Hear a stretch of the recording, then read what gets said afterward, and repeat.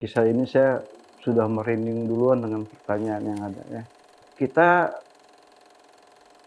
melakukan konsolidasi gerakan mahasiswa, kita pelatihan, training dan segala macamnya. Nah ini yang kalau mau diceritakan ya mungkin adik-adik juga perlu tahu. Suatu hari itu diserbu oleh tim mawar. Tim Mawar. Ya. Desmond kemudian hilang, diculik ya. Iya. Ketika Desmond itu hilang, kami berpencar. Saya kemudian lari ke suatu tempat di Sumatera. Kita harus sembunyi dulu. Harus sembunyi Iya. memang, Iya. harus sembunyi. Iya. Saya mengganti identitas saya. Ya kan? Iya. Iya. Oh, saya juga udah nggak mikirin bagaimana ketakutan ibu saya kan gitu. Iya, keluarga kita di rumah Iya. tentu gelisah juga. Sebenarnya berat menceritakan inilah, ya kan. Emosi jadinya. Iya. Emosi bagaimana niat saya ngerasain teror yang dialami oleh mahasiswa pada saat itu. Iya.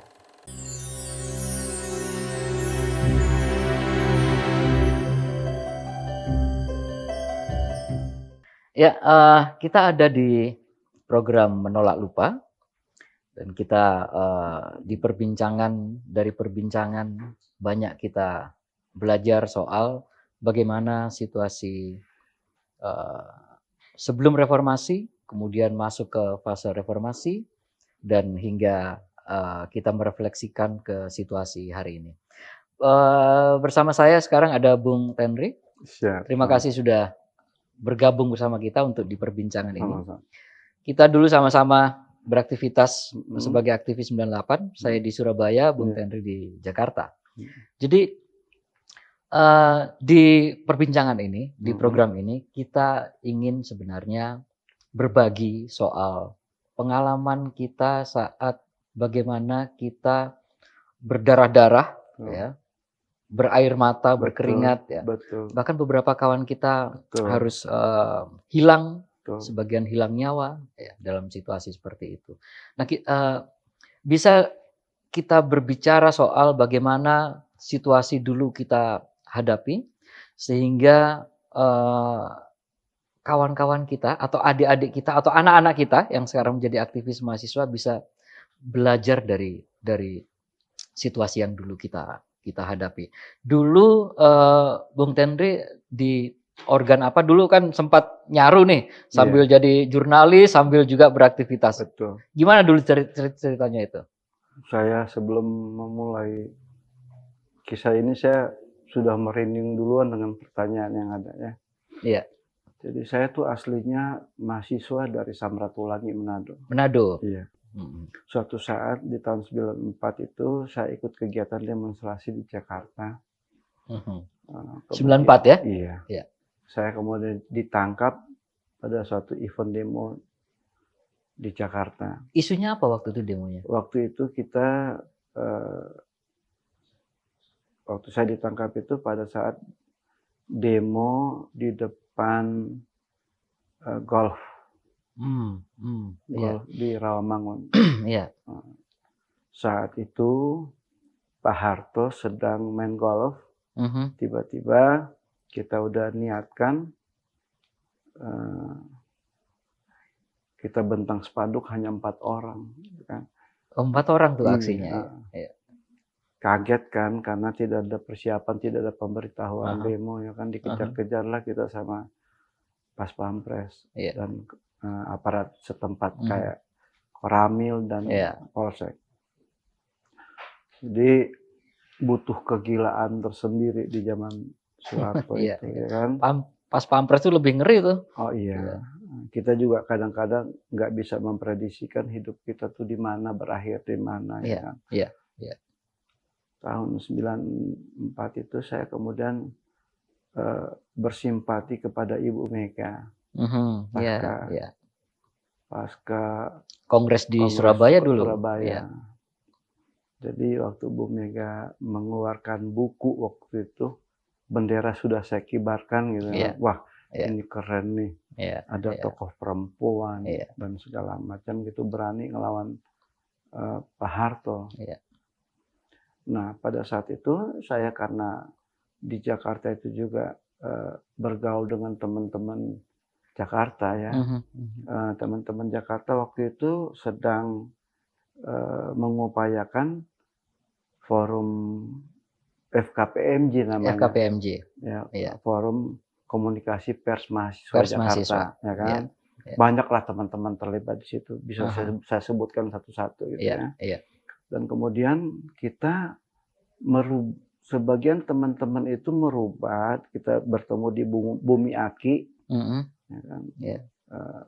Cisarua ya, itu merubah menjadi Front Demokratik Mahasiswa Indonesia. Front Demokratik Mahasiswa Indonesia. Lebih kencang lagi. Orang bahkan menuduh FDMI itu afiliasi PRD karena pakai front. Iya. Jadi siap di PKI kan lah waktu itu ya. Siap. Sebelum juga memang udah siap untuk di PKI kan oleh rezim Orde Baru. Saya kemudian pulang ke Manado berniat untuk melanjutkan kuliah, tapi apa daya sudah tidak diterima lagi oleh kampus pada saat itu. Tahun 96 saya kembali lagi ke Jakarta. Karena situasi sudah mulai memanas pada saat itu. 96 ya. Menghadapi pemilu 97 kalau waktu itu nggak salah ya. Waktu itu Ibu Mega sudah mulai membangun yang namanya mimbar demokrasi. Mimbar demokrasi. Ya kan? Iya. Kejadianlah insiden Gambir pertama. Lanjut, beberapa orang ditangkap. Kemudian saya dengan teman-teman itu dimotori oleh senior membuat posko pemuda mahasiswa di Penogoro 58 itu di mimbar demokrasi. Mimbar demokrasi ya. Dipukullah kita kan 27 Juli. 27 Juli Kuda Tuli ya. Bahkan kalau saya nggak GR gitu ya, nama saya itu masuk dalam catatan orang hilang. Pak 27 Juli. Sempat masuk. Iya, nama ya. Saya nggak tahu apa ya, Firman itu yang dimaksud saya atau Firman yang lain. Tapi orang sebagian besar menganggap itu saya karena saya termasuk mahasiswa yang aktif orasi di mimbar bebas itu. Mimbar demokrasi itu ya. Kita kemudian merasakan betul pasca 27 Juli itu gerakan mahasiswa, gerakan pemuda, gerakan pro demokrasi hilang bentuknya kan, lari ketakutan, ya kan. Budiman kemudian ditangkap dan dipenjarakan, teman-teman aktivis pro Mega 124 itu ditahan. Kan. Tapi kan perjuangan tidak berhenti di situ. Yang lolos dari 27 Juli itulah yang kemudian terus membangun gerakan pro demokrasi. Tahun 96 di penghujung tahun, kemudian kita training di Lembang, ya kan? Waktu itu saya dan kawan-kawan bergabung dengan Lembaga Bantuan Hukum Nusantara (LBHN). Saya bisa sebut namanya, ada Desmond di situ. Desmond, betul ya. Ada Adian, ada Immanuel Ebenezer, ada Iwan Sumule, saya sendiri, ada Dadang RHS, banyaklah kawan-kawan gerakan itu. Kemudian kita melakukan konsolidasi gerakan mahasiswa, kita pelatihan, training dan segala macamnya. Nah, ini yang kalau mau diceritakan ya mungkin adik-adik juga perlu tahu. Suatu hari markas kita di Cililitan kecil, setelah kita pindah dari rumahnya Mas Bondan Gunawan di Percetakan Negara, itu diserbu oleh Tim Mawar. Ya. Di bawah komando Capres yang sekarang ya? Iya, kalau nggak salah. Iya. Jadi Desmond kemudian hilang, diculik ya, 98 awal itu. Kan.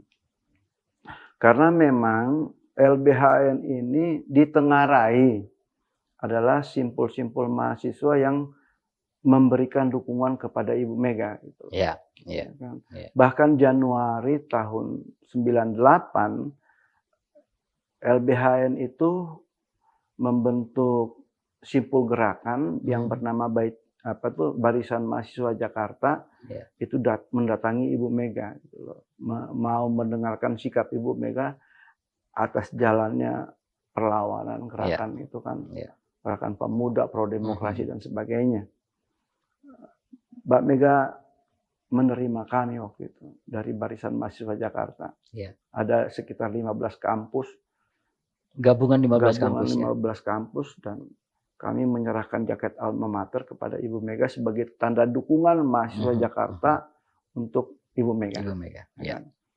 Nah, dari situlah kemudian beberapa tokoh itu dicurigai oleh kekuasaan saat itu ya.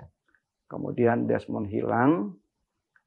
Ini menurut memori saya, kalau ada nanti ada yang mau komplain apa segala macam, ya biarkan saja ya. Yang saya ingat saja kan. Di Kebagusan di rumahnya Ibu Megawati itu, kemudian Mbak Ratna Sarumpait menyatakan Desmond hilang.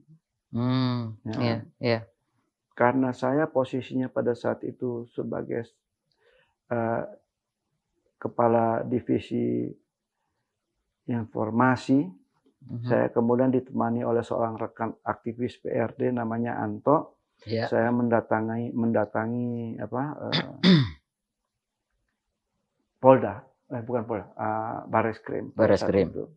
Ditolak laporannya karena mereka katakan kehilangan Desmond itu tidak dalam yurisdiksi mereka. Coba lapor ke Polda. Di Polda juga demikian, bukan yurisdiksi. Ditolak juga.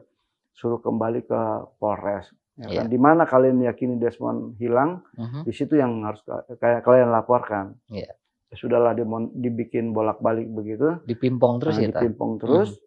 Akhirnya kalau nggak salah ingat, Desmond kemudian dibebaskan sekitar bulan saya lupa ya persisnya, tapi kemudian Desmond. Berapa jaraknya? Sebulan, 2 bulan setelah diketahui hilang? Kalau nggak salah dilepaskan lagi itu. Desmond itu hilang setelah kita itu ketemu dengan Ibu Mega. Karena dianggap LBHN inilah yang kemudian mensupport gerakan. Gitu kan. Jadi hilangnya Desmond itu tentunya membuat kami semua takut kan. Betul, ya. Ya itu ketakutan tersendiri untuk kita itu waktu itu. Desmond aja bisa nggak ketahuan nasibnya 3 bulan kalau nggak salah. 3 bulanan ya? Sejak Januari kalau nggak salah ya, 3 bulan gitu. Akhirnya ketika Desmond itu hilang, kami berpencar. Saya kemudian lari ke suatu tempat di Sumatera. Kita harus sembunyi dulu. Harus sembunyi memang. Harus sembunyi. Saya mengganti identitas saya. Ya kan? Oh, saya juga udah nggak mikirin bagaimana ketakutan ibu saya kan gitu. Keluarga kita di rumah tentu gelisah juga. Sebenarnya berat menceritakan inilah, ya kan. Emosi jadinya. Emosi bagaimana melihat saya ngerasain teror yang dialami oleh mahasiswa pada saat itu. Setelah kemudian Desmond dinyatakan dikembalikan, dan Desmond itu dikembalikannya kalau tidak setelah dia pulang ke orang tuanya, kemudian bikin konferensi pers di LBH di Penogoro. Waktu itu ditemani oleh jurnalis senior dari Suara Pembaruan kalau nggak salah, Sudirman. Suara Pembaruan ditemani juga oleh pendiri Kontras namanya Dadang RHS. Saya juga hadir di situ.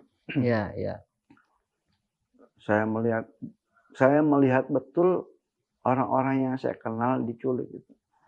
Saya juga tahu Pius, karena kita sering bersentuhan dulu. Saya karena sebagai aktivis daerah kan harus punya banyak jejaring di Jakarta. Jakarta, betul. BIOS itu dengan Alderanya. Aldera, Gitu. ya. Jadi mengerti betul gimana ya derita kawan-kawan itu membangun negeri yang otoritarian itu menjadi negeri yang kemudian meletakkan hukum dan demokrasi sebagai pilihan, ya kan? Yang harus ditempuh dengan nyawa, air mata, Ya, ya. kesedihan yang luar biasa. Ya, ya. Nanti kita lanjutkan di elaborasi soal itu ya. Kita break dulu sebentar.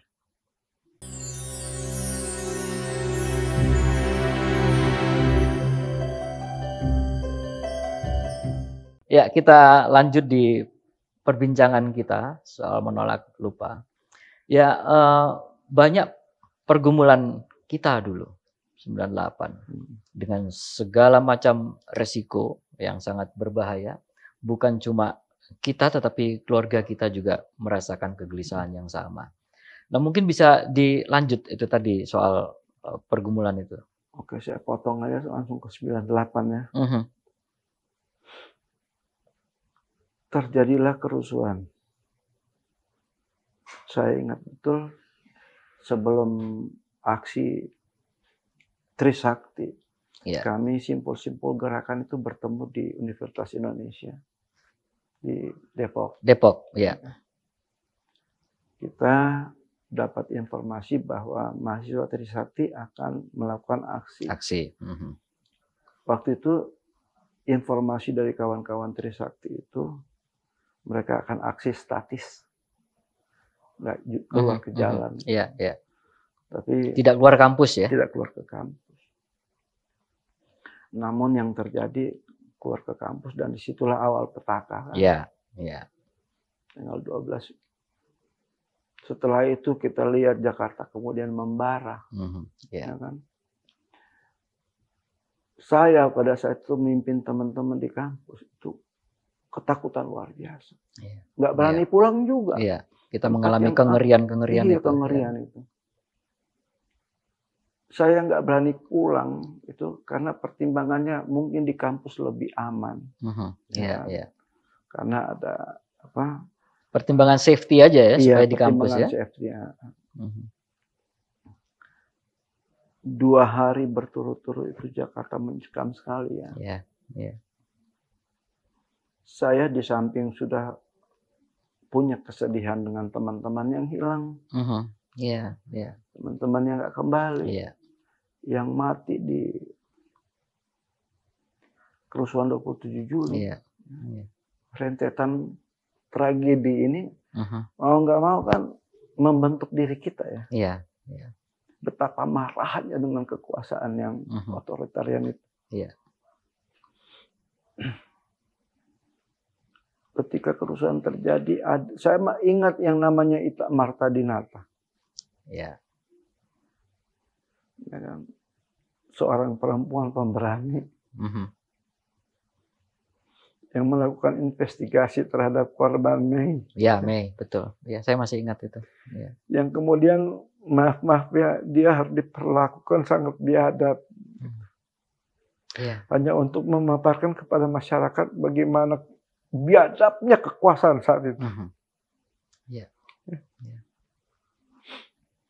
Dan pangkostratnya kita tahu siapa. Saat itu ya. Tanggal 14, 18, tanggal 17 saya masuk ke DPR. Waktu itu diterima oleh almarhum Eki Sahrudin. Ya kan? Dia sempat jadi anggota DPR, kemudian dia jadi duta besar di Kanada. Almarhum itu kenal baik dengan saya dan dia sayang sama saya. Iya. Waktu itu kami masuk ke DPR atas nama Ikatan Senat Mahasiswa Hukum Indonesia. Hukum Indonesia. Sehari kemudian gelombang mahasiswa masuk. Mulai masif. Ya. Dimotori oleh kawan-kawan FKSMJ. Iya. Ya kan? Iya. Ketika sudah demikian masifnya gerakan mahasiswa dan ada kerusuhan, yang mau nggak mau memaksa Soeharto untuk meletakkan jabatannya. Iya. Tapi ada yang nggak gitu tahu, kita nggak sadar pada saat itu. Malam sebelum kita diperintahkan untuk keluar, ya kan, betapa tegangnya DPR, Iya. ya kan. Iya. Ada pergantian panglima kan Iya. dalam waktu Iya. 71 Ya, jam. untuk menghadapi aksi-aksi itu. Iya. Ya. Kita udah ketakutan di DPR itu. Waktu itu lokasi sudah di dalam ya? Sudah di dalam. Iya. Kan ada perintah dievakuasi kan, Iya. itu kan. Iya. Teman-teman udahlah, kalau mati mati aja lah, kalau Iya. memang ini untuk jadi Tiananmen-nya Indonesia, apa boleh buat. Iya. Ya kan. Ada teman-teman yang sengaja tidur di bawah panser, itu bisa dilacak track record, Iya. ya kan? Jejak rekamnya. Artinya pada saat itu ya sudahlah, kalau memang batas umur kita di sini, ya demi kita merelakan diri kita ya, untuk itu. Bahkan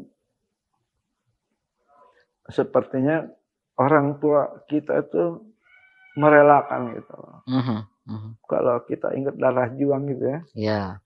Iya. Orang tua kita masing-masing merelakan bahwa ya, kalau memang kalian meyakini adalah perjuangan untuk Indonesia yang lebih baik, ibu saya bilang, lakukan. Iya. Jadi kejadian perintah eksekusi dari evakuasi, dan kita mendengar pula akan terjadi clash bersenjata antara marinir yang memasang badan untuk memagari mahasiswa gitu ya. Iya. Lebih akomodatif waktu itu. Iya, dan pasukan Kostrad yang mau mengevakuasi kita dengan cara yang kasar. Iya. Akhirnya kalau nggak salah ingat Pangkostratnya diganti, dan ketika kemudian kita dirayu oleh kalau nggak salah ya, Mayor Jenderal Marinir Soeharto, ya kan? Iya, iya. Yang kemudian Soeharto, menjamin adik-adik mahasiswa, kalian nggak usah takut, kami bersama kalian. Jadi situasi tegang itu kita nggak takut juga gitu loh, kita kan udah pasrah. Iya, iya. Tapi oke, kalau kami harus dievakuasi, jangan juga nanti dievakuasinya dibuang ke laut, dibuang kemana gitu loh kan. Iya. Jadi ketika diyakinkan oleh pasukan marinir dan dijamin oleh Mayor Jenderal Soeharto, kami berangsur-angsur meninggalkan. Mereka menggaransi keselamatan mereka kita. menggaransi kita. Gitu. Tapi itu kan tidak berhenti. Iya. Iya. Kan? Iya. 98 itu tidak berhenti. Kemudian kejadian lagi, tragedi Semanggi. Ya kan? Banyak mahasiswa mati di situ. Iya. Kawan-kawan juga. Iya. Gitu. Iya. Dan itu juga berlanjut pada Semanggi 2. Iya, kawan-kawan banyak yang jadi martir. Iya, adik-adik mahasiswa. Iya. Junior saya pun meninggal satu di sana. Iya. Jadi kalau bicara soal bagaimana pengorbanan, orang tua, keluarga kita di keluarga rumah, kita, gitu ya.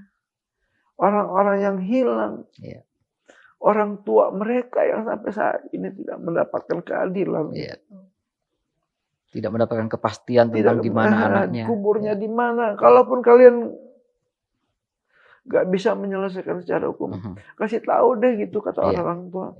Kuburan anak saya di mana gitu.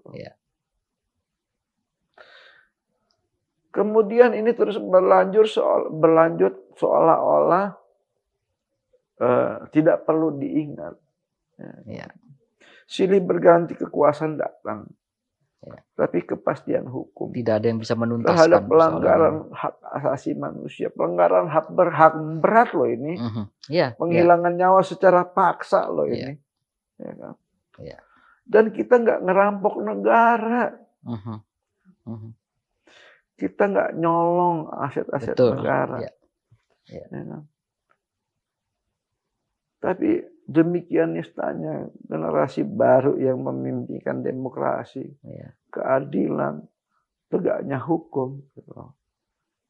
Seolah-olah demokrasi hari ini adalah obat gitu. Ya. Ya. Dengan melupakan semua penderitaan, Ya. Seolah-olah tragedi. kita sudah dikompensasi, sudahlah diam. Ya. Tragedi-tragedi yang ada itu dikompensasi Mhm. oleh aktivis-aktivis quote and quote, saya nggak mau menuduh, yang melacurkan diri Ya. gitu Ya. kepada para penjahat-penjahat itu. Oke, nanti kita masuk lebih dalam ke situ. Kita break dulu. Kita lanjut di sesi berikutnya.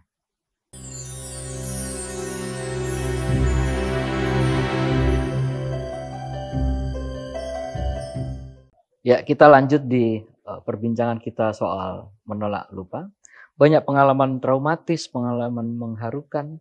Dulu saya di Surabaya, kami bikin KIPP, Komite Independen Pemantau Pemilu, untuk menghadapi pemilu 97. Ketua presidiumnya namanya Herman Hendrawan. Oh iya, Ya. tahu betul. Saya sekjennya. Gitu. Jadi targetnya Herman sama saya. Kawan-kawan bilang saya beruntung, saya tidak kena, yang kena Herman. Tetapi lama-lama kemudian saya berpikir, jangan-jangan Herman yang beruntung. Karena dia tidak melihat situasi yang sekarang. Kalau Herman melihat situasi yang sekarang, mungkin dia juga akan menangis dan sedih ya. Jadi banyak pengalaman traumatis memang yang kita alami. Nah, kalau berbicara tentang kawan-kawan kita yang dulu bersama-sama dengan kita turun ke jalan sebagai aktivis 98. Kemudian mereka sebagian dari mereka ada di kekuasaan. Mereka punya power, baik power politik maupun ekonomi ya. Yang kemudian tadi Bung Tenri bilang dengan bahasa melacurkan diri, ya, seperti itu. Itu fenomenanya kenapa kira-kira? Orang itu kan berhak saja. Ya, mereka melakukan pilihan politik. Yeah. Ya kan? Karena kehendak bebasnya mereka gitu loh. Tapi kan bagi saya berpolitik juga itu punya nilai. Iya. Yeah. Saya sampai hari ini masih jalan sama Petrus Haryanto. Petrus. Iya. Ya, kami juga berusaha ngontak Petrus untuk nanti juga bicara. Saya kontak. Iya. Saya dengan Petrus ini sekarang lagi menggugat pemerintah. Yeah. Lewat pengadilannya. Kita berusaha, walaupun kita nggak percaya pada sistem hukum Indonesia, tapi karena kita yakin gitu loh, instrumen demokrasi salah satu instrumen hukum. Yeah. Demokrasi kan nggak bisa juga berjalan tanpa hukum. Yeah. Jadi kalau kembali ke situ betapa kita melihat perjalanan demokrasi bahwa mereka mau melakukan pilihan monggo. Ya kan? Yeah. Mereka mau bersahabat dengan siapapun terserah. Tapi jangan lupa dong ada derita kawan-kawan di situ. Iya. Di mata kita seperti mereka mengkhianati kawan-kawan kita yang sudah gugur ya. Iya, apapun persepsi mereka tentang demokrasi. Jadi politik itu juga nilai yang harusnya menuntun kita kan. Iya. Bagaimana seandainya sebuah kekuasaan yang dulu digugat tiba-tiba mematikan prosesnya. Iya. Kawan-kawan kan menuntut kembalikan dong teman-teman kami. Yeah. Kasih tahu dong mereka ada di mana. Sampai hari ini. Tiba-tiba kekuasaan itu malah mengubur itu semua. Iya. Ya kan? Kepastian akan masa depan apa yang bisa didapat. Orang masa lalu aja dikubur dalam-dalam. Iya. Masa lalu belum selesai, belum tuntas. Kita memaafkan. Iya. Nah, karena kita dikasih sifat kasih oleh Tuhan. Iya. Tapi untuk melupakan kejahatan janganlah gitu. Iya. Dan itu harus tuntas dulu. Harus tuntas. Iya. Orang harus diadili atas kejahatan. Iya. gitu loh. Iya. Di beberapa sesi sebelumnya saya memberikan referensi soal bagaimana proses rekonsiliasi di Afrika Selatan. Ya. Jadi artinya ada pengakuan dulu secara publik Betul. bahwa saya sudah melakukan ini, ya saya bersalah. Betul. Setelah itu baru kita boleh masuk ke fase pengampunan, Pengampunan. pemaafan, dan kemudian juga ada fase berikutnya tentang penerimaan kembali. Iya. Tapi itu semua kan tidak dilakukan di Tidak sini. dilakukan. Betul. Fase itu pun tidak satu pun kita lakukan. Terus apa yang kita rekonsiliasikan? Iya. Persatuan apa yang kita mau bangun? Iya. Sementara ada diksi itu yang kemudian didengung-dengungkan. Dalam perbincangan suatu waktu saya dengan mereka-mereka yang mendukung salah satu capres. Saya bilang, itu hak kalian untuk memilih. Untuk membuat blok sendiri, itu urusan kalian. Iya. Ya kan? Tapi jangan dong kita melupakan. Jangan kita amnesia sejarah. Iya. Ada puluhan orang yang mati terpanggang. Gak usahlah teman-teman kita. Iya. Bahwa yang terpanggang di Jogja, yang di Klender itu. Iya. Ratusan etnis Tionghoa yang dibantai. Betul. Kan? Iya. Ini belum bicara soal teman-teman kita. Iya. Masyarakat sipil. Iya. Yang di Ciledug, yang di Klender. Ya kan? Moses sampai saat ini nggak ketahuan. Iya. Ya kan? Iya. Betapa kawan-kawan dan rakyat ini punya sumbangsi besar terhadap perjalanan demokrasi dan jalannya hukum yang baik di Indonesia. Tapi itu kan tidak terjadi. Iya. Ya kan? Tambahan lagi Jokowi yang ngawur kayak begini. Iya. Ya kan?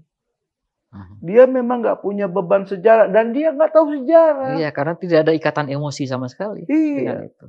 Jadi entah dia bodoh, entah dia nggak ngerti sejarah, ya kan? Dia pasangkan anaknya dengan orang yang secara hukum memang belum terbukti bersalah, ya. Tapi pengakuannya ada kok. Dia sendiri mengaku, saya ngubur-ngubur Budiman, saya memang menculik tapi saya sudah kembalikan, iya kan?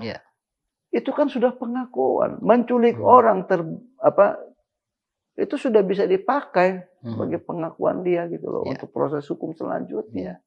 Ya kan? Iya. Baru kita boleh masuk ke fase pengampunan atau maaf. Adili dulu dong. Dia udah ngaku kok. Iya. Tiba-tiba anaknya dipasangkan dengan orang yang sudah mengaku sebagai penculik. Gimana coba perasaan kita? Iya. Iya. Ya kan?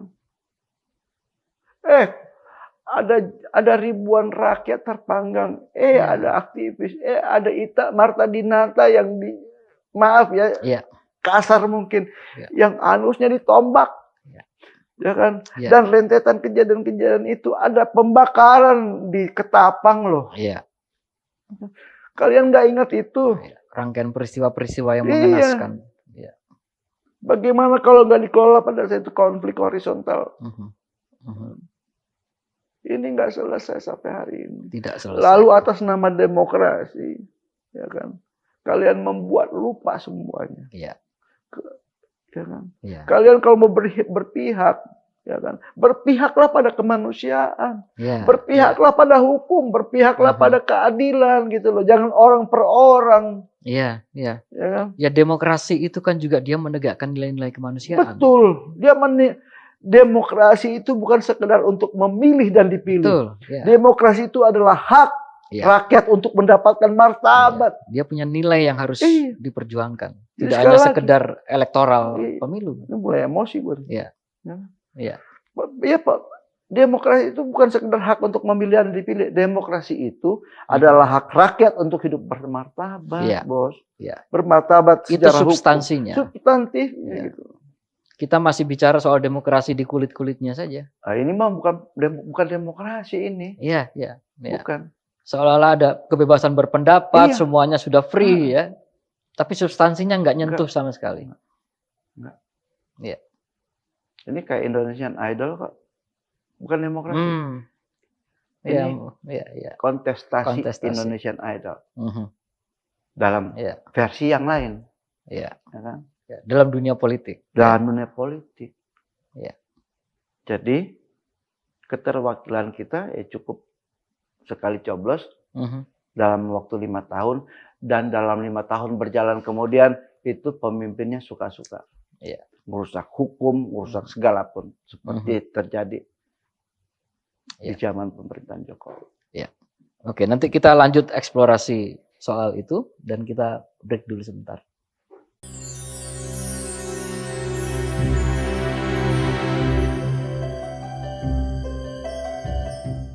Ya.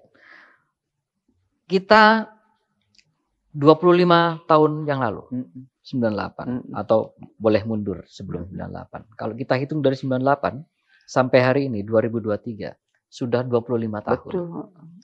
Dulu kita marah, hari ini pun kita masih marah. Panjang sekali umur marah kita ya.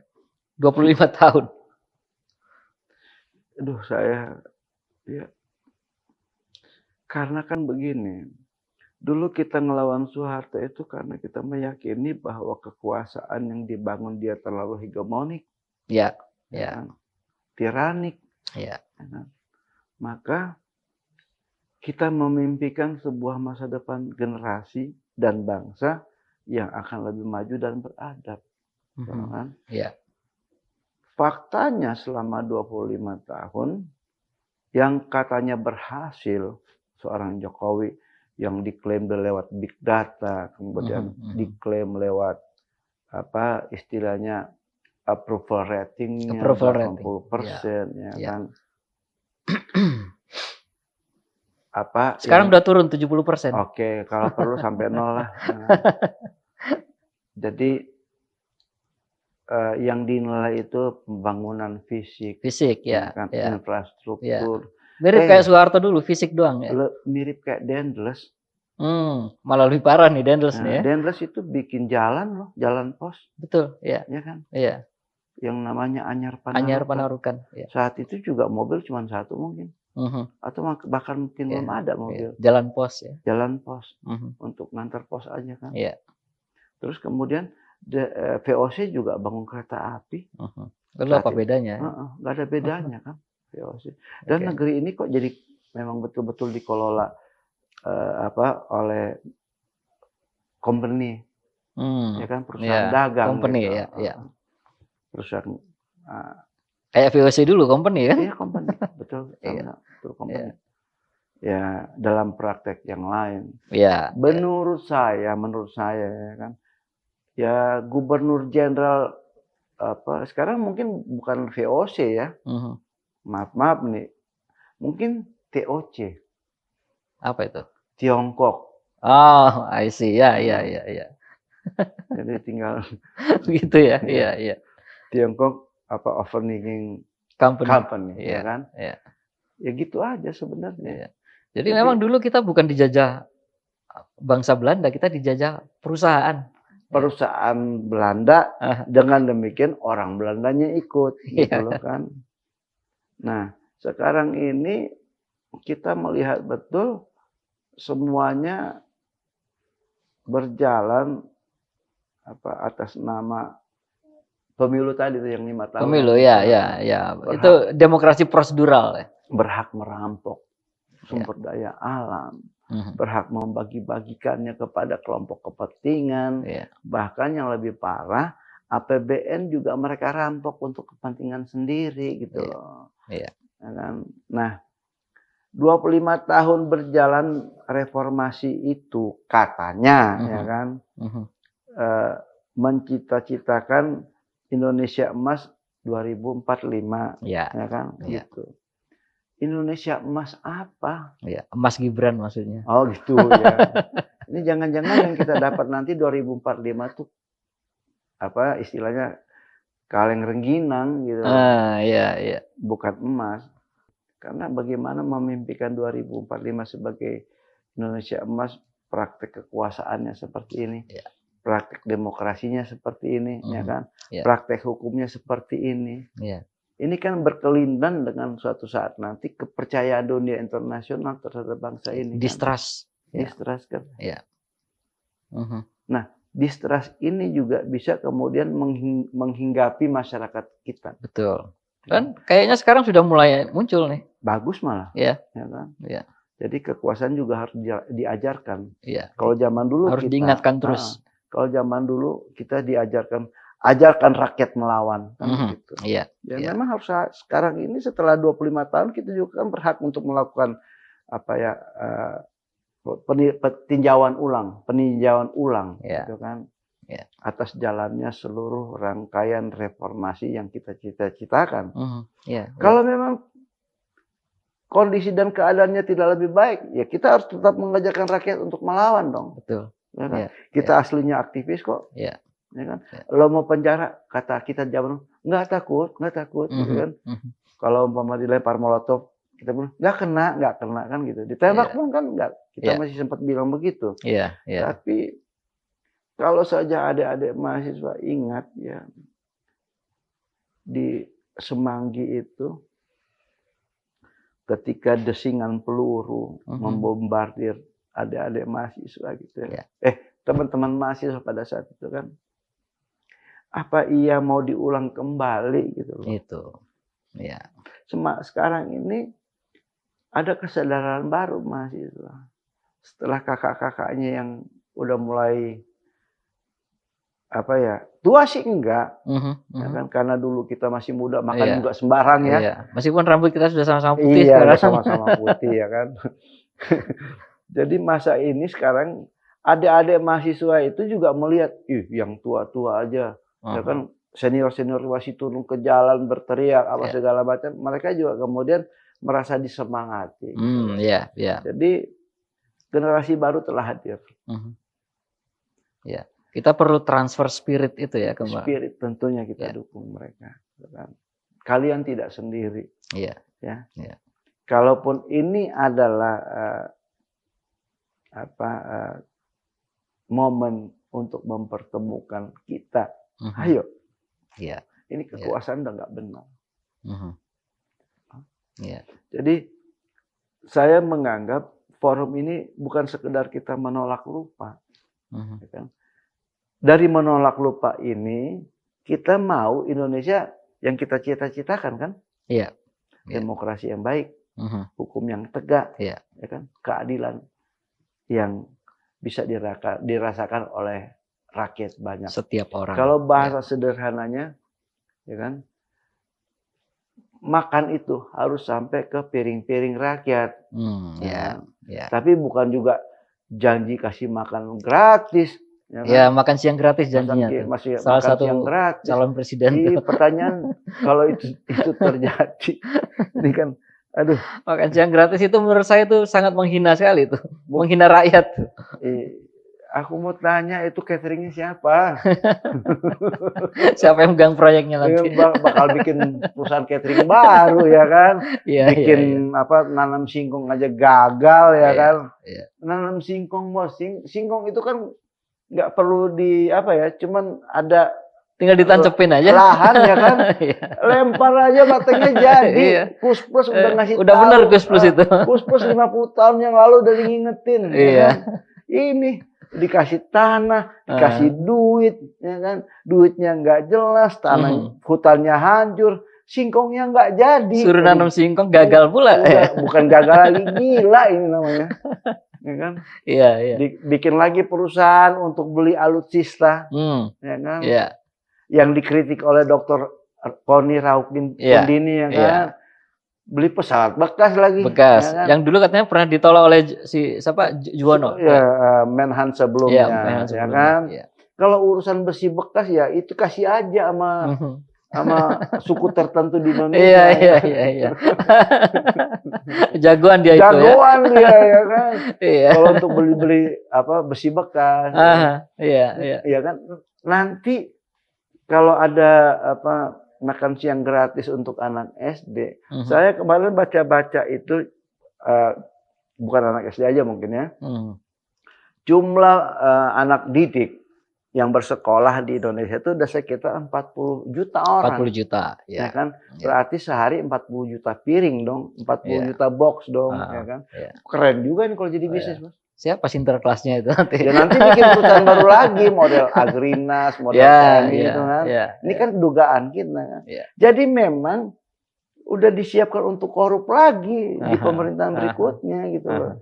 Terus mimpi republik yang seperti apa lagi yang kita harus harus idam-idamkan gitu loh. Kalau pada kenyataannya pemilu itu pemilu itu 100 triliun kurang lebih, Ya, ya ya kan? biayanya, ya, Hanya untuk ya. melahirkan Melegitimasi ya. legitimasi, Mhm. ya kan? Seolah-olah pemimpin ini udah kalian pilih loh lewat Aha, proses yang demokratis. iya. Ini salah, High cost kita high demokrasi. cost, ya kan? Ya udahlah, kalau memang kalian yakin satu putaran, ya udah lantik aja sekarang, Aha, ya kan? aha, Tapi jangan marah kalau rakyat bergerak, ya, ya kan? Jangan kalian juga tipu-tipu rakyat dong. aha, Udah kalian tipu lewat MK, ya kan? ya, Kalian bangun kalian tutup memori kita terhadap peristiwa-peristiwa perjalanan bangsa ya, ini, ya ya, kan? Pelanggaran hak asasi Mhm. manusia, korban-korban yang ada, ya kan? ya, Kan kita dibutakan itu semua hari ini. ya, Dan adik-adik mahasiswa juga nggak tahu, ya kan? Barangkali, ya kan? Kita aja yang aktivis lupa dengan ya, teman-teman kita ini ya, ya, yang hilang. Gimana orang tua kita betul. yang nggak Ya, terlibat secara langsung? ya. Mereka pasti akan lebih lupa daripada kita. Ini tadi kita masih ngomongin 98. Iya. Belum kita ngomongin soal 65 misalnya. Waduh. Ya, lebih ribet Ya, lagi kalau kita. memang kalau soal 65 ini kan nanti Itu kan juga belum ada proses sudah ada sih sebenarnya impresnya, ya. ya kan? Ya, Tapi tapi konkretnya kan belum. ini kan Republik Kertas, Bos. Iya, di atas kertas oke lah ya. Pokoknya kertas dulu aja. Ya kan? Mhm. Kalau kita ngelihat proses hukum di Indonesia, ya karena latar belakang saya sebagai sarjana hukumnya advokat ya, tapi saya nggak malas bicara-bicara teknis-teknis. Iya, iya. Ya kan? Iya, yang Saya konkret-konkret aja lah kita. Konkret aja lah, ya kan. Oke. Iya. Mahkamah Konstitusi hancur, peradilan yang lain hancur, ya kan, itu baru satu sisi. Bagaimana kemudian investasi merongrong rakyat, Rempang contohnya. Ya, kasus Ya kan? ya kemarin. Jadi nyaris nggak ada bedanya Orde Baru dengan Orde hari ini. Fenomenanya udah muncul. Tapi nanti kita elaborasi itu. Kita break dulu.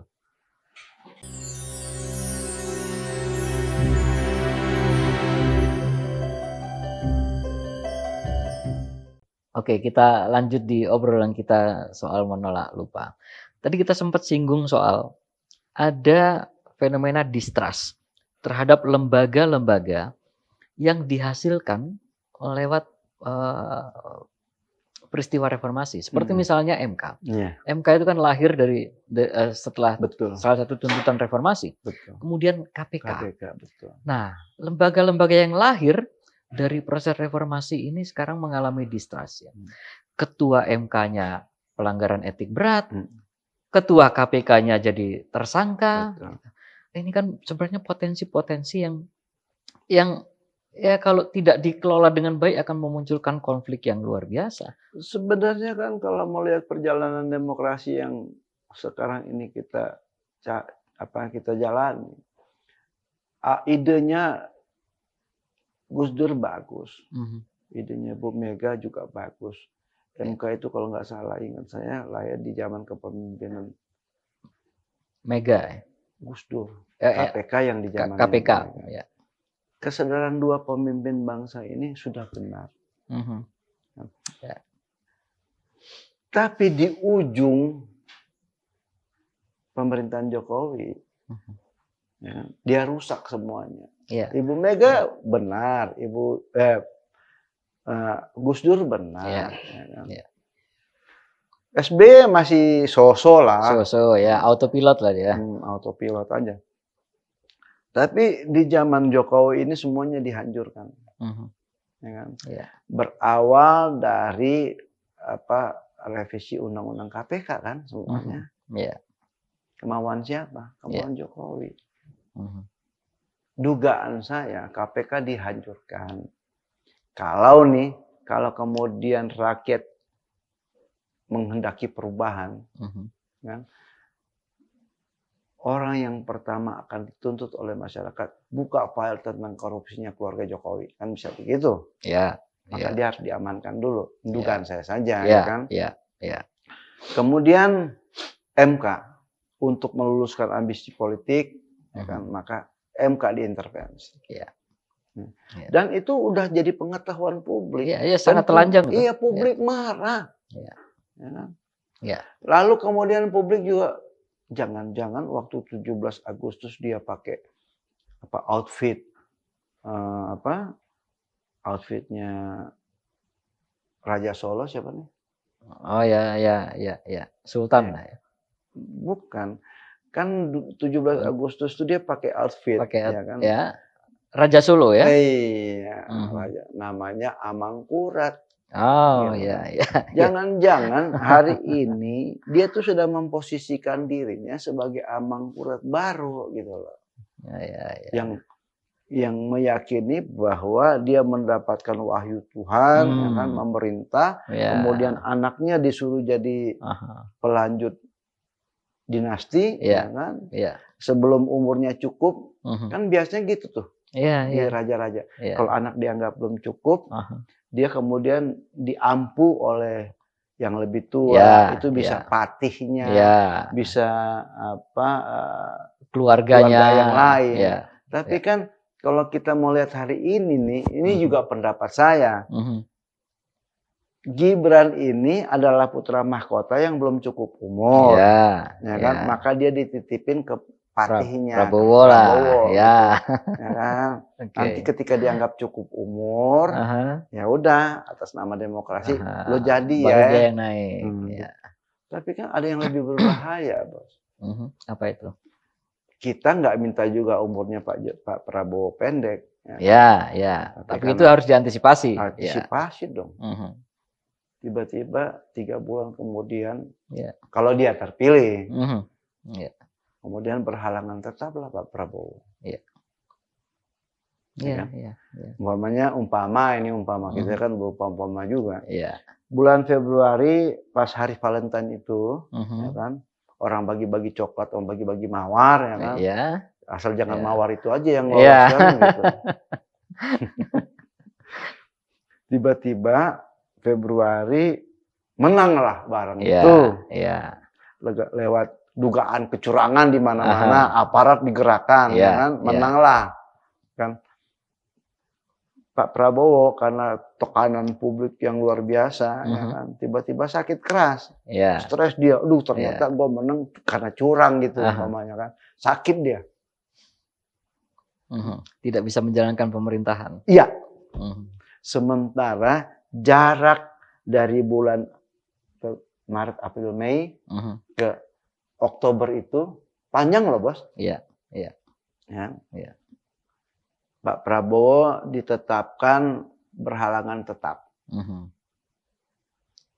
Pemenang pemilu nih, pemenang pilpres nih. Iya, iya. Ya kan? Iya.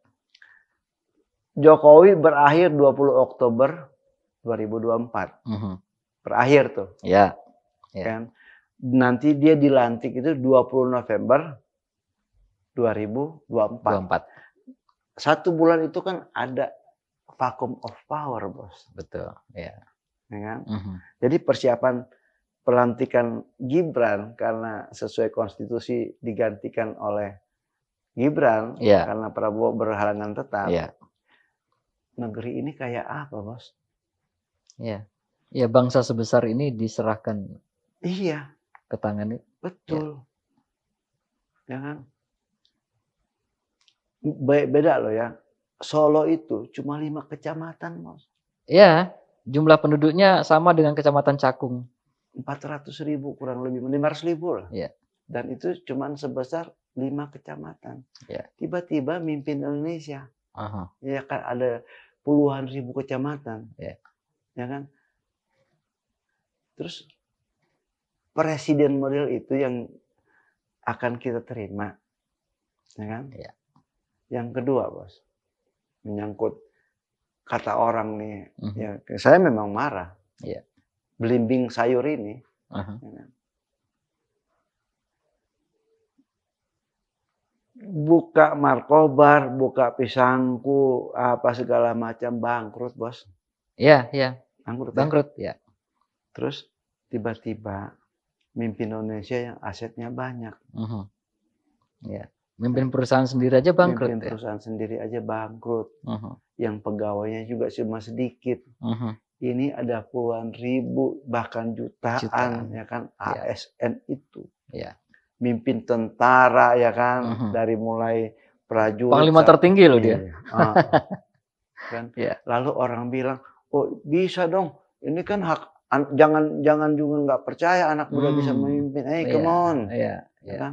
Anak muda seperti apa Isunya gitu. sekarang digeser hanya sekedar soal umur. Iya, Ya. gitu loh. Kita nggak ngomong yang substantif Terus lagi. bilang Syahrir juga Amir Syarifuddin juga astaga, Amir Syarifuddin itu Tan Malaka. Mereka nggak datang kosongan, Nggak mereka ada datang dengan iya, gagasan.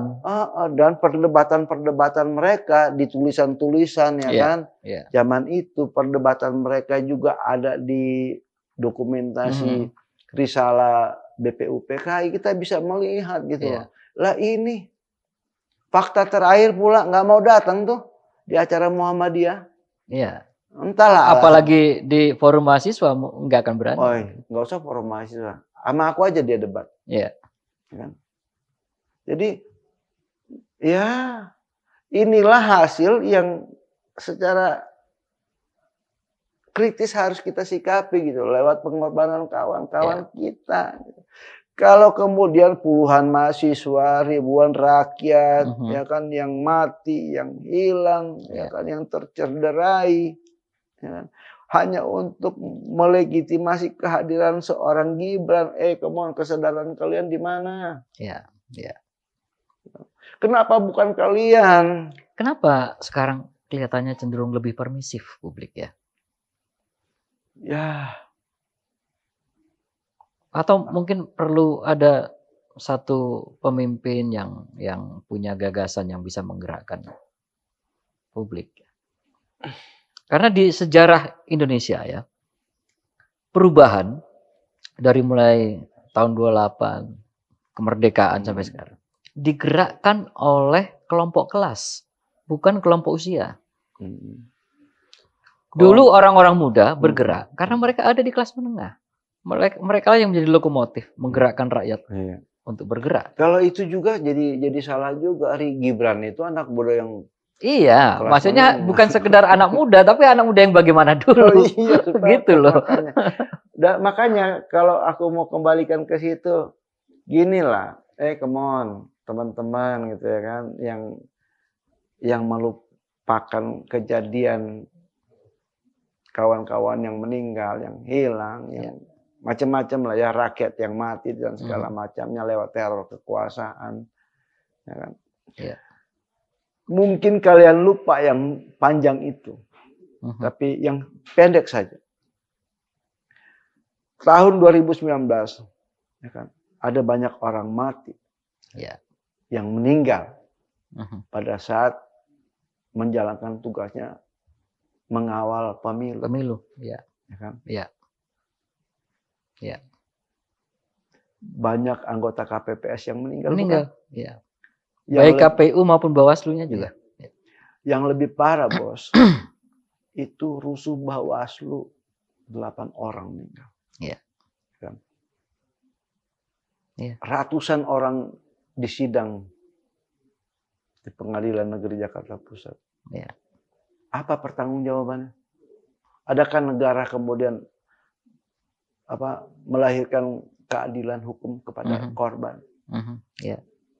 Siapa pelakunya? Yang nembak tuh kan ada pasti. Ya, nggak mungkin pistol meletus sendiri kan? Iya. Ya. Hak-hak rakyat yang ditahan semena-mena tidak terbukti. Iya. Ya kan? Hanya untuk melegitimasi pemilu 2019 kan? Iya. Jadi pemilu 2019 sebenarnya udah tanda alam buat kita. Ya kan? Pemimpin yang lahir dari kecurangan, pemimpin yang lahir dari kebiadaban, pemimpin yang lahir dari ketidakpercayaan publik. Berawal dari tidak percaya kepada Bawaslu, ya kan? Ya. Juga kemudian tidak percaya proses di Mahkamah Konstitusi. Bahkan di Mahkamah Konstitusi itu ada calon presiden yang udah sujud, udah yakin jadi presiden, tapi dibatalkan kan? Sekarang kalau nanti 2024 ini pemilu jadi, Mhm. ada harapan apa di MK itu? Ya. Nah, seharusnya aku host yang nanya. Oh iya ya, sebenarnya. Gimana menurutnya? Menurut Bung Tandri gimana? Itu situasi yang seperti itu gimana tuh? Ya kan udah 11-12 dengan keputusan MK hari ini. Ya. Ya, Iya. udahlah. Kalau nanti ada perselisihan pemilu, Aha. hasil pemilu ya, Iya. ya kita sudah bisa tahu siapa yang Iya. akan dimenangkan, siapa yang akan Iya. dikalahkan. Iya. Karena pemilu serentak, ya kan, colong-mencolong menjadi hal yang biasa mungkin. Ya kan, dugaan saya Iya. juga pasti terjadi gitu loh. Iya, iya. Ya udah pastilah mengarah ke salah satu calon. Maka demi mengingat jasa kawan-kawan ya, yang hilang, Iya. yang meninggal, yang mengalami kekerasan, apapun kekerasannya itu, ya kan, saya kok berharap demi moral, ya kan, Iya. demi membalas darah mereka, keringat mereka, air mata mereka. Yang mereka impikan kan adalah demokrasi yang berkeadilan, hukum yang berkeadilan. Iya. Saya Demokrasi substantif. saya mengharapkan atau menghimbau kepada seluruh rakyat Indonesia dan kepada adik-adik mahasiswa, ya, jangan pernah lupakan kami yang dulu berjuang di tahun 98 ya. dan sebelumnya, Ya. ya kan, untuk menyatakan kepada Jokowi dia harus cuti atau mundur, atau kita rame-rame membentuk yang tadi disinggung, bangun kesadaran public distrust, ya kan, pemilu tanpa Jokowi, ya. Gitu. Oke. Nanti di sesi berikutnya mungkin kita bisa elaborasi soal itu ya, bagaimana kita harus bergerak di situasi yang seperti sekarang. Kita break dulu.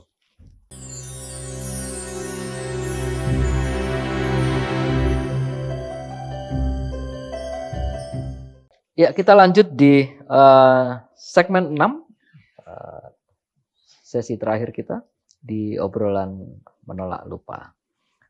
Bung Tandri, tadi ada pengalaman menarik tuh ya, yang dulu sambil jadi jurnalis, juga sambil menjadi aktivis 98. Dulu bapak saya juga jurnalis dulu di Sinar Harapan ya, kemudian Sinar Harapan dibredel jadi Suara Pembaruan. Ya. Nah, saya hidup di keluarga jurnalis, dari tahu betul bagaimana pergumulan seorang jurnalis. Nah, dulu bagaimana ceritanya kok jurnalis terus sambil nyambi nyaru jadi aktivis, atau sebaliknya aktivis nyaru jadi jurnalis?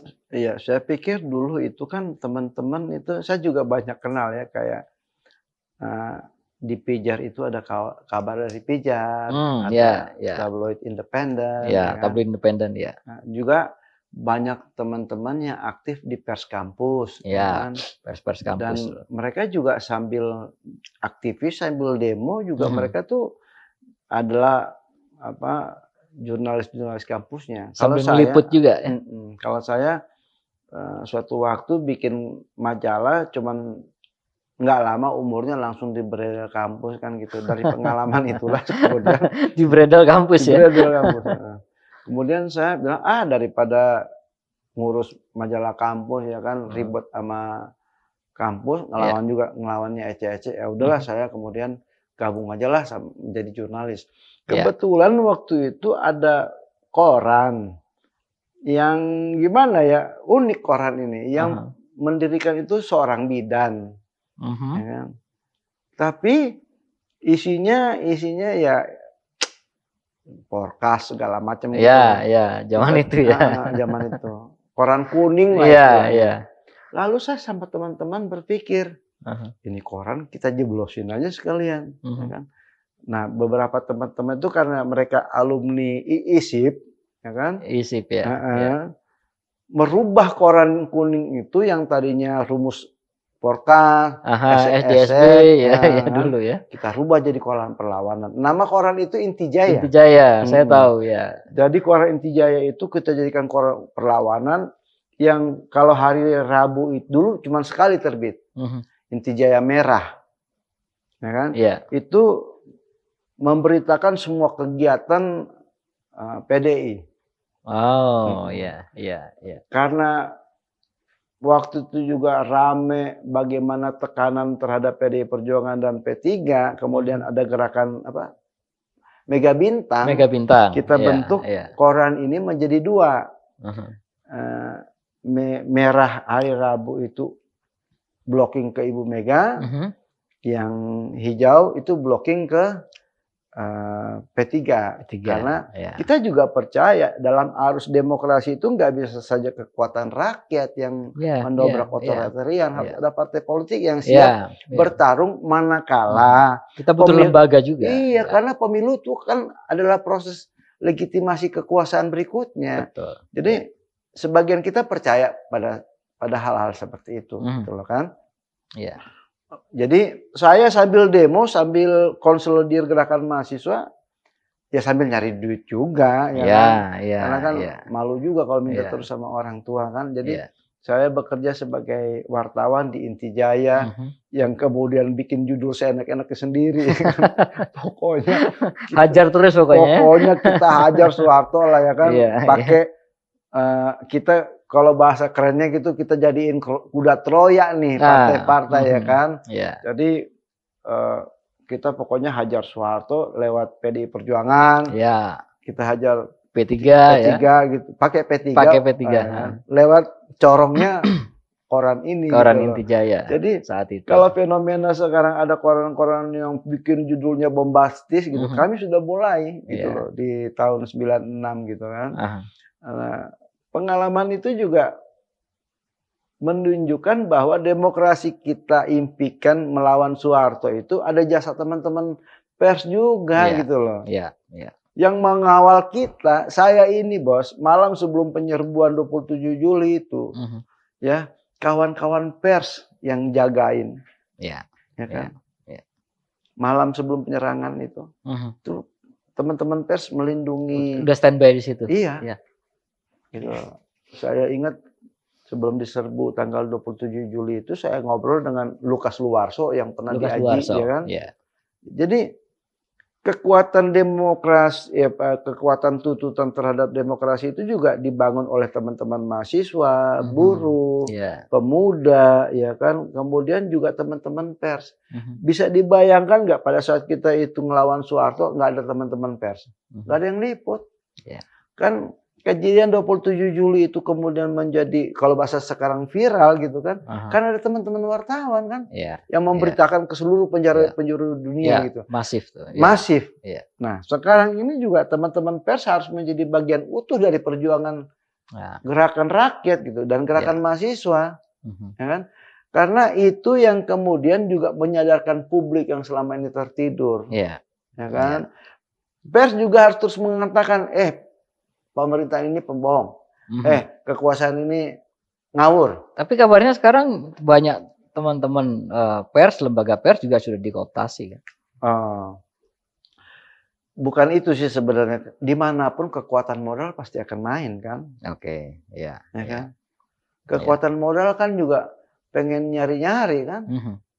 Dia beritaan yang ini untuk dia akan menemukan jalannya sendiri untuk ngelawan ya. Ya kan ada pers yang injak kaki juga kan.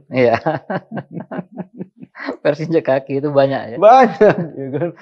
Pers yang kemudian peng-peng juga banyak gitu yang lo berita lo gue muat gak? Lo kalau nggak banyak lah kita tahu yang begitu kan. Tapi kan saya kenal, ini khusus ya. Saya kenal forum keadilan itu di zaman saya jadi mahasiswa adalah majalah yang kritis, cukup keras, majalah yang punya kontribusi besar terhadap perkembangan demokrasi hari ini. Jadi jangan dong berpihak sama modal, jangan dong berpihak pada kekuasaan, ya kan? Tetaplah kritis. Tetaplah kritis dan mengawal proses demokrasi ini menjadi baik, ya kan? Juga mengawal kawan-kawan atau adik-adik mahasiswa yang terus kritis terhadap negara gitu loh. Kalau bisa dan nggak takut. Hari ini kan beda juga ancamannya. Hari ini nggak zaman kayak Soeharto ngancam-ngancam ya kan. Hari ini naik bajai dia tabrak gitu kan. Jadi iya. seperti kecelakaan lalu lintas saja. Iya, iya. Lebih beradab Soeharto gitu. Dia ancam, ya kan. Lo mau ikut nggak? Iya, Lo diam, gue sekolahin. iya. Kalau sekarang enggak bos, dia tabrak kita. Selesai. Kayaknya kita jadi Tenri mati karena kecelakaan lalu lintas, begitu akhirnya. Iya, iya. Artinya dalam mendidik generasi itu Soeharto masih jauh lebih baik. Budiman Sujatmiko dipenjarain. Soeharto butuh 20-25 tahun untuk memasukkan anaknya dalam inner cycle politik. Oh iya, Iya. betul, Iya. sangat betul. Iya. Dan itu pun ditolak oleh masyarakat. Iya. Dan dia sadar itu di ujung kekuasaannya. Iya. Kan begitu. Lah ini Lebih luar biasa. Lebih luar biasa. Iya. Ya maaf ya, maaf ini. Ya kita kan juga tahu perilaku orang. Orang kalau dari kampung masuk Jakarta tiba-tiba naik jet pribadi, jadi serakah bos. Gitu ya. Iya. Iya. Oke. Ya kan. Kalau kita nih ya, udah lama masuk Jakarta, ya kan, udah pernah lah naik pesawat, begini ya kan. Tapi orang kampung tiba-tiba masuk Jakarta dapat fasilitas kaget ya. VVIP gitu kan. Aduh, nyaman bos. Nggak mau pindah. Kalau iklan dulu ya, ada iklan tuh namanya kalau sudah duduk lupa berdiri. Ya, iklan furnitur ya. Dan makanya memang kekuasaan itu harus membatasi. Ya, kan? Itu salah satu tuntutan reformasi. Nah ini yang lucu bos. Untuk dia batasi sudahlah ya. Tapi untuk menjaga dia, anaknya yang dia dorong. Cuma kan nggak ada batasan juga. Kan satu badan, satu darah kok. Iya. Ya kan? Betul. Ya. Dan anehnya juga ada kawan-kawan yang membenarkan gitu loh. Ya seperti yang saya bilang tadi, permisif sekarang semua. Logikanya di mana gitu. Kita nih ya, 17-an di kampung nih, di komplek atau di kampung. Anak kita ikut lomba balap karung. Wah, kita hore-horein. Kalau perlu lawannya teman anak kita sengkat kan, biar anak kita yang juara. Lah ini masa pemilihan presiden anak kita ikut, kita nggak mau bantuin. Ya kan? Ini kan logis tuh. Ini kan pemilu rasa sayang kepada anak nih. Kalau kata teman-teman yang lain, pemilu sayang anak. Pemilu sayang anak. Orang 17-an aja anak kita ikut bawa kelereng. Nggak mungkin netral lah ya. Iya.